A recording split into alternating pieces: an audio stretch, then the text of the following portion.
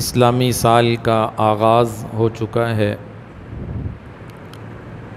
آج اسلامی سال 1447 ہجری کی 1 تاریخ ہے۔ اللہ پاک کی بارگاہ میں دعا ہے،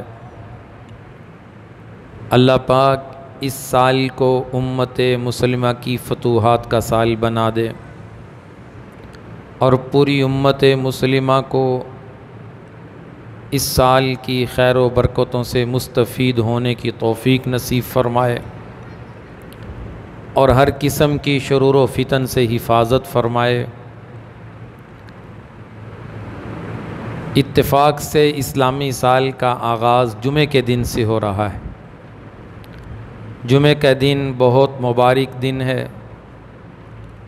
قرآن کریم میں اس دن کی قسم اٹھائی گئی ہے اور اس دن کو یوم العید بھی کہا گیا ہے۔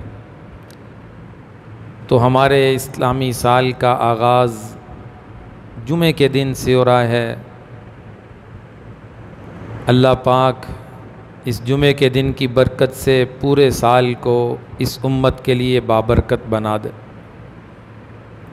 اللہ پاک کی ذات سے یقین ہے کہ انشاءاللہ یہ سال امت مسلمہ کی فتوحات کا سال ہوگا۔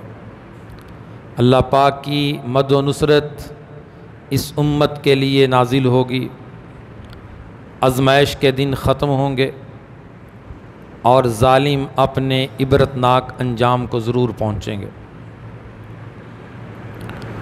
بہرحال آج کے دن ہر مسلمان کو نیت اور عزم کرنا چاہیے کہ انشاءاللہ یہ سال اللہ تعالیٰ کی اطاعت اور فرما برداری میں نبی کریم صلی اللہ علیہ وسلم کی مبارک زندگی پر عمل کرتے ہوئے گزرے گا۔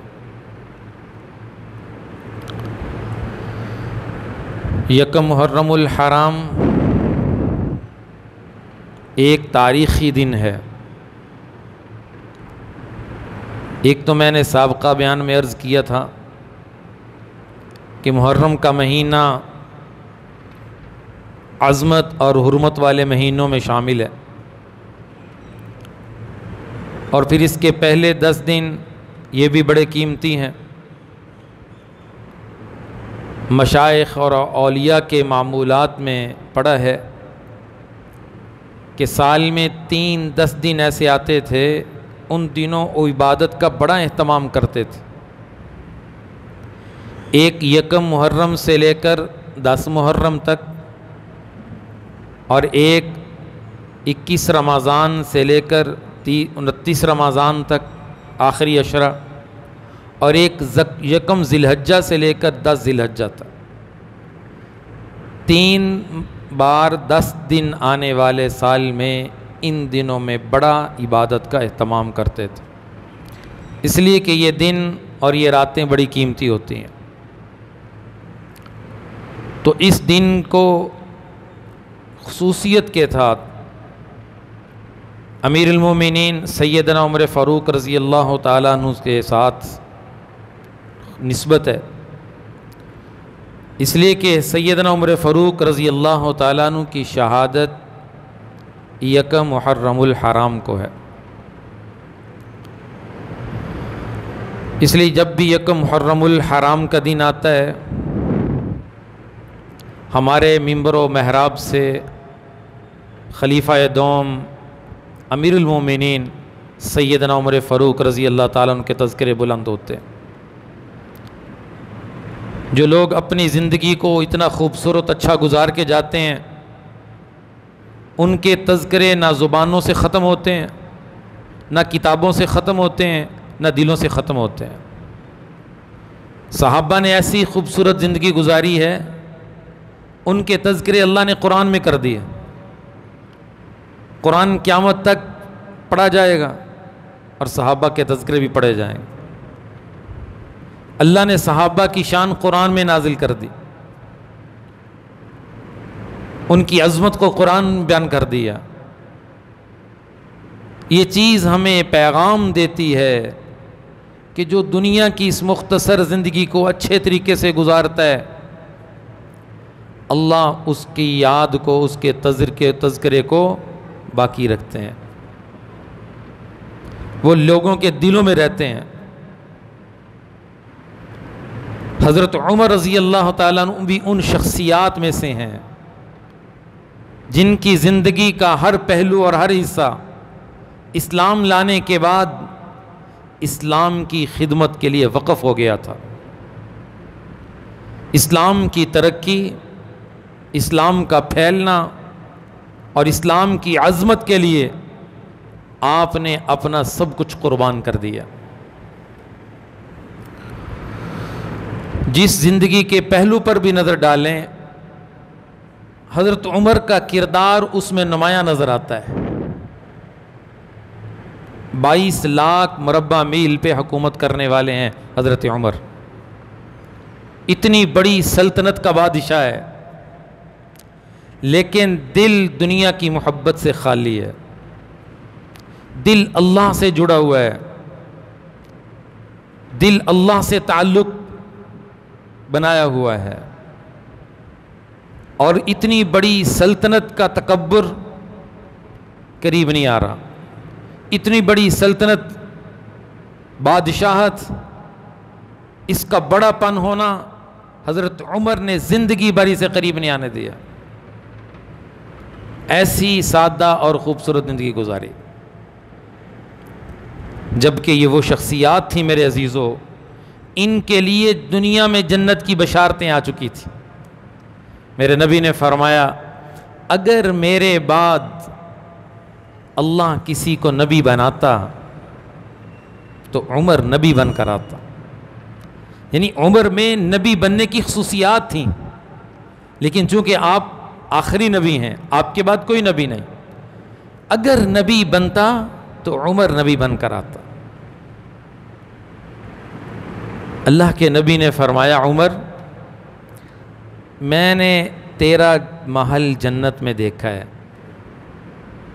جب میں جنت میں گیا تو مجھے بتایا گیا یہ محل عمر کا ہے، میں اندر داخل ہونے لگا، آپ نے فرمایا عمر مجھے تیری غیرت یاد آ گئی، اس لیے میں اندر داخل نہیں ہوا۔ حضرت عمر رونے لگے، کہنے لگے یا رسول اللہ، ہم آپ سے بھی ہم غیرت کھائیں گے؟ آپ کہنے کا مقصد یہ تھا کہ آپ اندر تشریف لے جاتے، اس کا لحاظ نہ رکھتے۔ اتنا قرب اللہ کے نبی کے ساتھ تھا حضرت عمر کو، آپ کی زبان سے صحابہ اکثر سنتے تھے، آپ یہی فرمایا کرتے تھے، میں ابو بکر عمر ادھر گئے، میں ابو بکر عمر یہاں سے نکلے، میں اور ابو بکر اور عمر یہاں داخل ہوئے، یعنی آپ کی زبان پہ ابو بکر عمر کثرت سے تھا۔ اتنا قرب آپ کو اللہ کے نبی صلی اللہ علیہ وسلم کا نصیب ہوا ہے۔ تو میں عرض کر رہا تھا، اتنی بڑی سلطنت کے باوجود زندگی فقیرانہ تھی، ایک مزدور سے زیادہ تنخواہ نہیں تھی، جتنی اس دور میں ایک مزدور کی تنخواہ ہوتی ہے، حضرت عمر بھی اتنی تنخواہ بیت المال سے لیا کرتے تھے۔ اتنی بڑی سلطنت کا بادشاہ ہے، دل دنیا کی محبت سے خالی ہے، ایسی دنیا کی بے رغبتی تھی، فقیرانہ زندگی۔ فلسطین فتح کرنے جا رہے ہیں، فلسطین فتح کرنے جا رہے ہیں، جن کا قبضہ تھا نا بیت المقدس پہ، انہوں نے کہا آپ ہمیں اپنے بادشاہ کی زیارت کروا دیں، امیر المومنین سے ملاقات کروا دیں، ہم بیت المقدس کی چابیاں آپ کے حوالے کر دیں۔ تو حضرت عمر کو خط لکھا گیا، آپ تشریف لائے، خادم آپ کے ساتھ ہے، آپ کے کپڑوں پہ 14 پیوند لگے ہوئے تھے، تو آپ کو کہا گیا امیر المومنین جا رہے ہیں ملاقات کے لیے، آپ کپڑے تبدیل کر لیں، اچھے کپڑے پہن لیں۔ آپ نے بڑی بات خوبصورت فرمائی، فرمایا مجھے عزت ان کپڑوں سے نہیں ملی، مجھے عزت اسلام کی وجہ سے ملی ہے۔ اسلام پر عمل کی وجہ سے عزت ملی ہے. یہ ہے اصل عزت. ان لوگوں کے سامنے حقیقت کھل گئی تھی. آج ہماری سوچ کہ گھڑی اچھی عزت ہے، گاڑی اچھی عزت ہے، بڑا مکان عزت ہے، بڑے اچھے کپڑے عزت ہے. نہیں میرے عزیز، ایسا نہیں ہے، ایسا نہیں ہے. کپڑوں پہ 14 پابند لگ چکے ہیں. کچھ منزل، کچھ راستہ خادم ساری سواری پہ سوار ہوتا ہے، اور کچھ راستے حضرت عمر سوار ہوتے تھے اور خادم سواری کی لگام کو پکڑتا تھا. جب آپ قریب پہنچے ہیں تو آپ کی باری لگام پکڑنے کی تھی اور غلام کی، خادم کی باری اوپر سوار ہونے کی تھی. غلام نے کہا امیر المومنین ایسی اچھا نہیں لگتا، آپ سوار ہو جائیں، باری میری ہے سوار ہونے کی، لیکن میں اجازت دیتا ہوں آپ سوار ہو جائیں. ایسی اچھا نہیں لگتا، میں آپ کی سواری کے لگام کو پکڑتا ہوں. آپ نے فرمایا نہیں نہیں، عدل انصاف، عدل اور انصاف دیکھیے. فرمایا نہیں، عمر سواری کی لگام پکڑے گا اور تو اس کے اوپر سوار ہوگا. جو ترتیب بنی ہے اس ترتیب سے عمر نہیں ہٹے گا. جب آپ وہاں پہنچے ہیں، انہوں نے دیکھا، آپ کے لباس کو دیکھا، آپ کے آنے کو دیکھا. انہوں نے آرام سے بیت المقدس کی چابیاں آپ کو پکڑا دیں اور بیت المقدس جو فتح ہو گیا. آج بھی وہ بیت المقدس کسی عمر کے انتظار میں. اللہ ضرور کسی کو عمر بنائے گا. فلسطین نے آزاد ہونا ہے، بیت المقدس نے ان ظالموں سے آزاد ہونا ہے. یہ مسلمانوں کا امتحان لیا جا رہا ہے کہ مسلمان کیا کرتا ہے. مسلمان نے کچھ نہیں کیا. کتنے عرب حکمران، کتنے اسلامی ملک کی فوجیں رکھنے والے بیت المقدس کی آزادی کے لیے کچھ نہیں بول رہے. کیا کیا انہوں نے؟ 60,000 سے زائد فلسطین کٹ گئے، سبا ہو گئے، ہو رہے ہیں. آج کی رپورٹ ایک ہفتے میں 500 سے زائد فلسطینی شہید کیے ہیں. اور بھوک اور پیاس وہاں پہ دل خون کے عنصر ہوتا ہے. دل والوں کو رات کو نیند نہیں آتی اور ساری امت مسلمہ خاموش ہے. اسرائیل اور ایران کی جنگ ہو، سب بول رہے ہیں، مشورے ہو رہے ہیں جنگ بندی کے لیے. ایک ملک والے دوسرے ملک میں جا رہے ہیں. ساری دنیا اٹھی ہوئی ہے، بیدار ہو چکی ہے، احتجاج کر رہے ہیں کہ یہ جنگ بند ہونی چاہیے. لیکن کسی کو وہ ظلم نظر نہیں آتا. آنکھوں پہ پٹی باندھی ہوئی ہے. اللہ قیامت کے دن ان طاقتوروں کے گریبان کو ضرور پکڑے گا. جس کو اللہ نے طاقت دی تھی، وسائل دیے تھے، وہ ان کی مدد کو نہیں پہنچے. امت مسلمہ کی ذمہ داری، ان طاقتوروں کی ذمہ داری، ان فوجوں کی ذمہ داری، ان حکومتوں کی ذمہ داری تھی. دنیا میں کہیں ایک کافر مر جائے، کافروں کا کتا مر جائے، کس طرح یورپ کے ملک احتجاج کرتے ہیں، کس طرح آواز بلند ہوتی ہے، کس طرح اس پہ احتجاج کیا جاتا ہے. اور 60,000 سے زائد فلسطینی شہید ہو گئے. اور آئے دن 100-200 کٹھے جنازے پڑھ رہے ہیں. دنیا خاموش ہے، باتیں کر رہی ہے. یہ مسلمان کی اہمیت اتنی گر چکی ہے اور یہ مسلمان کفار کے اتنے غلام بن چکے ہیں. اس لیے کہ یہ اپنا بھولا ہوا سبق چھوڑ گئے. انہیں نے اپنے سبق بھلا دیا ہے. جو اللہ نے ایمان کی طاقت دی تھی، وہ ایمان کی طاقت کمزور کر دی ہے. اللہ مسلمانوں کے مجاہدین اور فوجوں کے جو لشکر تھے وہ تلواریں تیار کیا کرتے تھے، وہ اسلحہ تیار کرتے تھے، وہ دفاعی نظام کو مضبوط بناتے تھے۔ میرے نبی کا جب انتقال ہوا ہے، آپ کی وراثت میں سب سے زیادہ کیا چیز تھی؟ تلواریں تھیں۔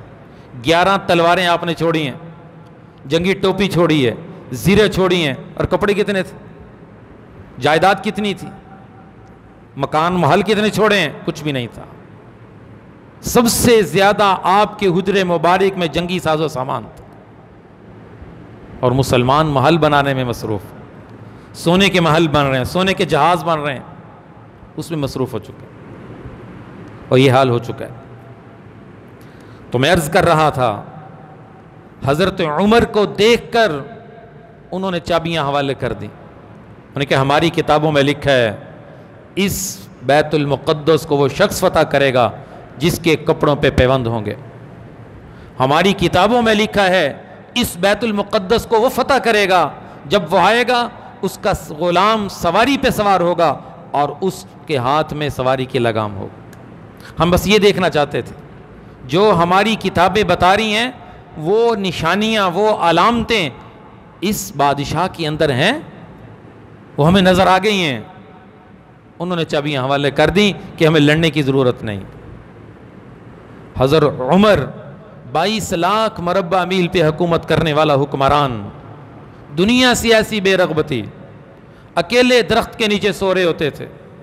روم کے بادشاہ کا ایک نمائندہ آیا، اس نے کہا آپ کے بادشاہ سے ملنا ہے، تو اسے بتایا گیا یہ درخت کے نیچے اینٹ کو تکیہ بنا کر سو رہا ہے، یہ وقت کا بادشاہ ہے۔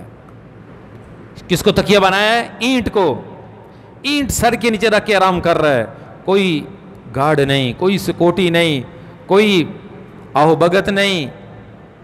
وہ حیران ہوا کہ یہ بادشاہ ہے۔ وہ جا کر اس نے آ کر کلمہ پڑھ لیا تھا، اس نے کہا امن کا راستہ اسلام کا راستہ ہے، عزت کا راستہ اسلام کا راستہ ہے، اطمینان کا راستہ اسلام کا راستہ ہے۔ بادشاہ بنائے گئے، حضرت عمر بادشاہ بنے، خلافت سنبھالی۔ ذمہ داری کا احساس اتنا تھا، ذمہ داری کا احساس اتنا تھا، رات کو سویا نہیں کرتے تھے، مدینہ کی گلیوں میں پہرا دیتے تھے، میری رعایا، اور فرمایا کرتے تھے اگر دریائے فرات کے کنارے ایک کتا بھی پیاسا اور بھوکا مر جائے عمر سے پوچھو گی۔ زمین پہ ایسا عدل اور انصاف کو قائم کیا، بھیڑیا اور بکریاں کٹھے چرا کرتے تھے۔ جب زمین پہ انصاف ہوتا ہے تو پھر یوں ہوتا ہے، پھر جانور بھی انصاف کرتے ہیں۔ تو ایک دن بھیڑیے نے بکریوں پہ حملہ کر دیا اور کہنے والے نے کہا لگتا ہے آج عمر چلے گئے، لگتا ہے عمر دنیا سے چلے گئے، اور تحقیق کی کہ واقعی حضرت عمر دنیا سے چلے گئے تھے۔ فرمایا جب تک عمر زندہ تھے آج تک میری بکریوں پہ بھیڑیے نے حملہ نہیں کیا تھا۔ زمین پہ جب انصاف کا قانون بنتا ہے اور اس پر عمل ہوتا ہے تو ہر چیز میں انصاف آتا ہے۔ مدینہ کی گلیوں میں پہرا دے رہے ہیں، ایک خیمے میں کراہنے کی آواز آ رہی ہے، آپ اس کے قریب چلے گئے، پوچھا تم کون ہو؟ اس نے کہا میں مسافر ہوں، امیر المومنین سے ملنے آیا تھا، رات ہو گئی، خیمے میں پناہ لی، اور میری اہلیہ کا وقت ایسا ہے کہ ولادت کا وقت قریب ہے۔ یہ اس کی آواز ہے۔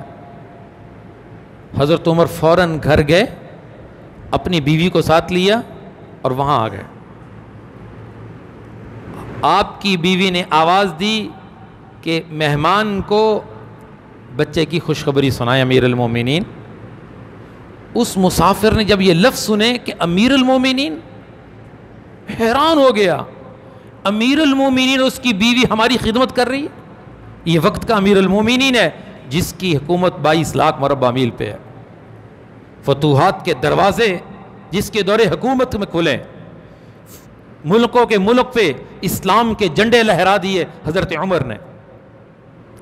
پھر گھر سکون اور چین سے نہیں بیٹھے، مدینہ کی گلیوں میں پہرا دے رہے ہیں۔ چکر لگا رہے ہیں، شاید کوئی مصیبت میں ہو، شاید کوئی پریشانی میں ہو، اور میرے ہوتے اس کو وہ پریشان ہو۔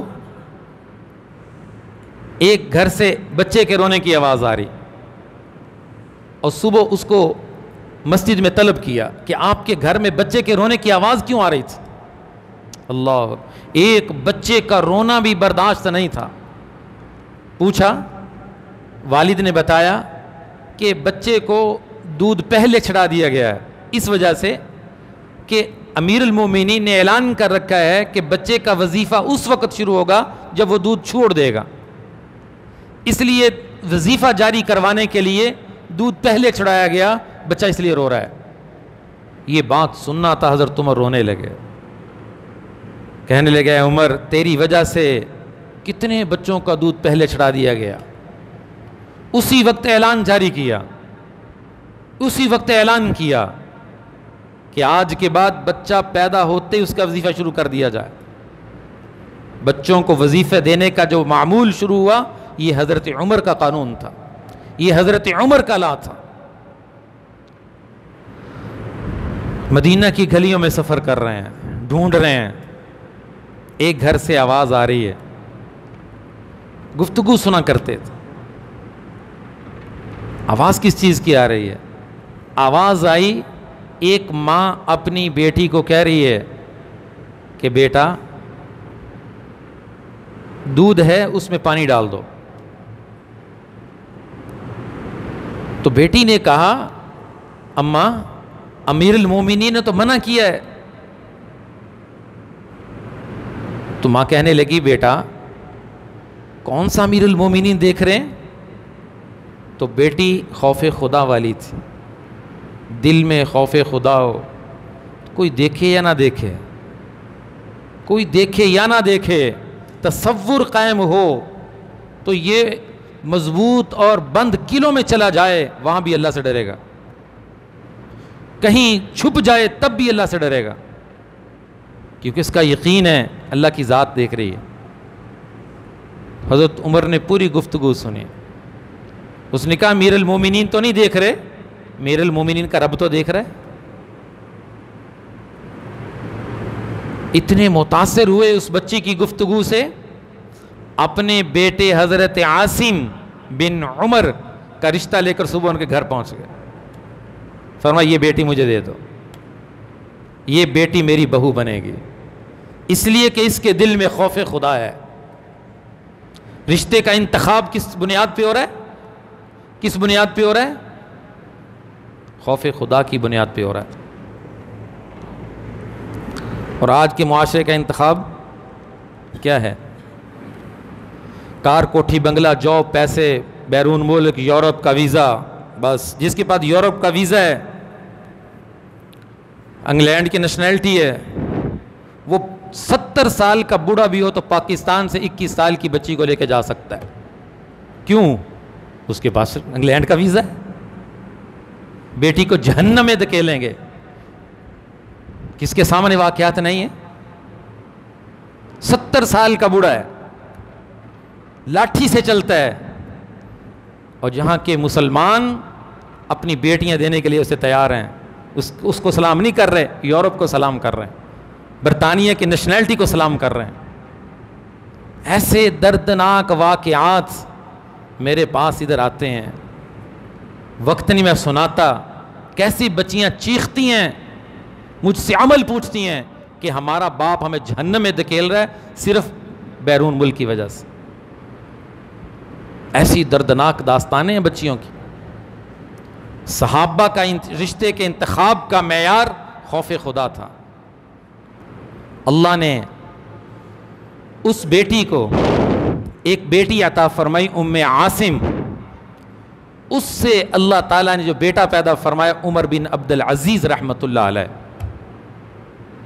وہ بیٹی عمر بن عبد العزیز رحمۃ اللہ علیہ کی نانی بنی۔ اور عمر بن عبد العزیز رحمۃ اللہ علیہ وہ انسان تھا جس نے 2 سال حکومت کی اور 2 سال میں حضرت عمر کی یاد تازہ کر دی تھی۔ ایسا زمین پہ عدل اور انصاف قائم کیا تھا، ایسا عدل کیا عمر بن عبد العزیز رحمۃ اللہ علیہ نے۔ تو ہمارا معیار کچھ اور ہے. ہم ان چیزوں کو دیکھ کر رشتوں کا انتخاب کرتے ہیں اور پھر پریشانیاں اٹھاتے ہیں. کسی کو پتہ ہی نہیں ہوتا کہ حقوق کیا ہیں, میری ذمہ داری کیا ہے. دین سے نابلد, کوئی نہیں پوچھتا. آج مجھے نہیں یاد کتنے لوگ اپنے معاملات کے لیے مشورہ کرتے ہیں. کسی نے کہا ہو کہ یہ دیکھنا جی آپ کو بیٹی کے رشتے کا کہہ رہے ہیں, بچہ نمازی ہونا چاہیے. اللہ قلیل اللہ ماشاء اللہ. پوچھتے ہیں کیا چاہیے, کہ مکان اچھا ہو, جاب اچھی ہو, گاڑی اچھی ہو, یہ چاہیے. نماز پڑھتا ہے, کہتے ہیں نمازی تو بن جائے گا بعد میں بن جائے گا, کوئی ایسی بات نہیں. میرے عزیزو, حضرت عمر کا انتخاب کیا تھا؟ بادشاہ ہونے کے باوجود اپنی ذمہ داری کا احساس اتنا تھا, اور بڑے بڑے فضائل ہونے کے باوجود اللہ کا خوف بڑا تھا, اللہ کا ڈر بڑا تھا. زندگی اللہ کے خوف میں گزاری. یہ ڈر اور خوف کی علامت تھی کہ مدینہ کے گلیوں میں رات کو وہ پہرا دیا کرتے تھے. کہیں عمر کے عمل میں, ذمہ داری میں کہیں کوتاہی نہ ہو جائے.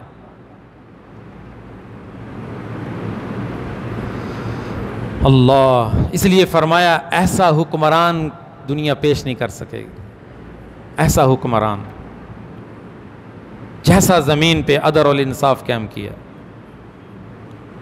بڑی فتوحات ہوئی تھیں, کیسو کسرا فتح ہو گئے تھے, بڑے بڑے خزانے وہاں کے مدینہ آئے تھے, بڑے بڑے تخت بادشاہوں کے مدینہ لائے گئے. تو صحابہ نے مشورہ کیا کہ اتنی فراوانی آ چکی ہے, اتنی فتوحات ہو چکی ہیں, اتنے خزانے مدینہ میں آ چکے ہیں, حضرت عمر کی زندگی میں تبدیلی نہیں آ رہی. ان کی اسی طرح سادہ زندگی. حضرت عمر کو کہا جائے کہ امیر المومنین کچھ اچھا کھا لیا کریں, اچھا پہن لیا کریں, کچھ تو کریں, کو خادم رکھ لیں, اپنا آرام کی جگہ کو اچھی کر لیں. اتنی فتوحات ہو چکی ہیں, فراوانی ہو چکی ہے. اب مشورہ ہو رہا ہے کہ حضرت عمر کو کہنا کس نے, ڈرتے بھی ہیں. تو مشورے میں بات طے ہوئی کہ حضرت عائشہ کو بھیجتے ہیں رضی اللہ تعالیٰ عنہا, اور حضرت عمر کی بیٹی جو حضور صلی اللہ علیہ وسلم کی بیوی تھی حضرت حفصہ رضی اللہ تعالیٰ عنہ, ان کو بھیجتے ہیں. یہ جا کر عرض کرتی ہیں. یہ دونوں حضرت عمر کی خدمت میں گئے. امیر المومنین ایک بات عرض کرنی ہے. تو کہنے لے کرو. تو عائشہ نے کہا امیر المومنین, حضور کے صلی اللہ علیہ وسلم کے زمانے میں تو تنگ دستی تھی, فقر تھا. آج تو الحمدللہ فتوحات ہو چکی ہیں, کئی خزانے مدینہ میں آ چکے ہیں. تو ہماری گزارش ہے کہ آپ اپنا کھانا اچھا کر لیں, آپ اپنا سونا اچھا کر لیں, آپ اپنا پہننا اچھا کر لیں, آپ اپنے لیے ایک خادم رکھ لیں. جب ساری انہوں نے گفتگو کی, خاموش ہو گئیں, تو حضرت عمر نے پوچھا تمہیں بھیجا کس نے؟ فرمایا مجھے بتاؤ, جنہوں نے تمہیں بھیجا اس کام کے لیے انہیں سخت سزا دوں. اور اپنی بیٹی کی طرف متوجہ ہوئے, حفصہ کی طرف. حفصہ تو ہمارے گھر والی ہے نا, تو بیٹی ہے, مجھے بتا تیرے گھر میں جب سرکار دو عالم صلی اللہ علیہ وسلم آرام کرتے تھے, ایک دن ایسا نہیں ہوا تھا کہ تو نے بستر کو ٹرپل طے لگا دی تھی, پہلے ڈبل لگتی تھی. اور اس دن اللہ کے نبی جب بیدار ہوئے تھے, انہوں نے پوچھا تھا حفصہ میرا بستر نرم کس نے کر دیا, میرا بستر تبدیل کر دیا؟ تو آپ نے بتایا کہ بستر کو ذرا ٹرپل طے لگ گئی ہے اور ذرا یہ نرم ہو گیا ہے. تو آپ نے فرمایا میرا بستر پہلے کی طرح رہنے دو, یہ ایسا نہیں ہوا تھا. تو حضرت حفصہ کہنے لگی ایسے ہی ہوا تھا. پھر فرمایا مجھے بتا میرے نبی نے کبھی دن میں 2 مرتبہ کھانا کھایا تھا, کبھی پیٹ بھر کے کھانا کھایا تھا؟ ساری گفتگو کی جو نبی کی بے رغبتی تھی. تو حضرت عمر نے فرمایا میرے نبی یوں دنیا سے چلے گئے, اس کے بعد ابو بکر میرے ساتھی تھے, وہ بھی ایسے ہی دنیا سے چلے گئے. حضرت ابو بکر کی بے رغبتی بھی دنیا سے بڑی تھی. بڑی بے رغبتی تھی. وظیفہ اتنا تھا بیت المال میں جتنا ایک مزدور کا ہوتا ہے. تو میٹھا بڑا پسند تھا حضرت ابو بکر کو. تو میٹھا کی ڈش بن جائے، اتنی تنخواہ نہیں تھی، اتنی حیثیت نہیں تھی. تو بیوی نے کیا کیا، جو بیت المال سے آٹا ملتا تھا تھوڑا تھوڑا بچانا شروع کر دیا. بچا کے ایک دن سویٹ ڈش بنا کر ابو بکر رضی اللہ عنہ کے دسترخوان پہ رکھ دی.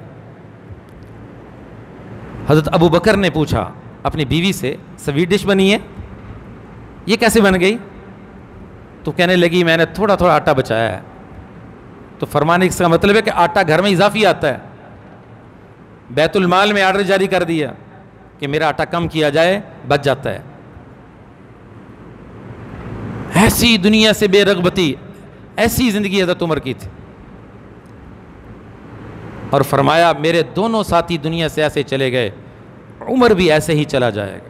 اب شہید ہوئے، وقت ختم ہو گیا.